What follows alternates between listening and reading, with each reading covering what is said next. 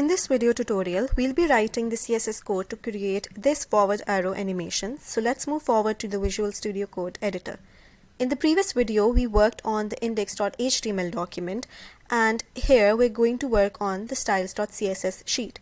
Make sure that your index.html document is linked to your styles.css sheet, otherwise it's not going to work.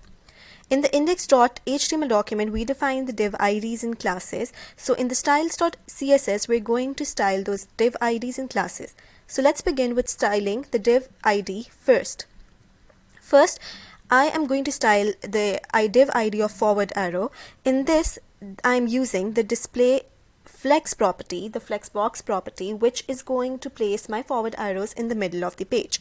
Next, it's turn to style the div classes of dot arrow and the gliding arrows. The most interesting part is the animation property. I'm using the WebKit animation property to create multiple animations with prescribed delays. The first arrow runs every 2 seconds and repeats itself infinitely, the third every 3 seconds, and so on. To create an animation, I am using WebKit animation with WebKit in conjunction with the WebKit keyframes. To have several animation transitions, I am using a range of percentages from 0 to 100% with a list of selecting styling selectors inside the keyframes like opacity and transform property. The transform property that I'm using changes the coordinates of a given element and transforming the location of each arrow.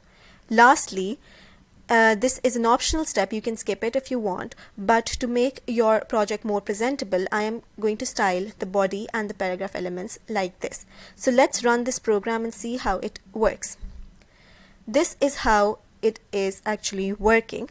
I'll be linking the complete code URL in the description box below. Go ahead and read the article.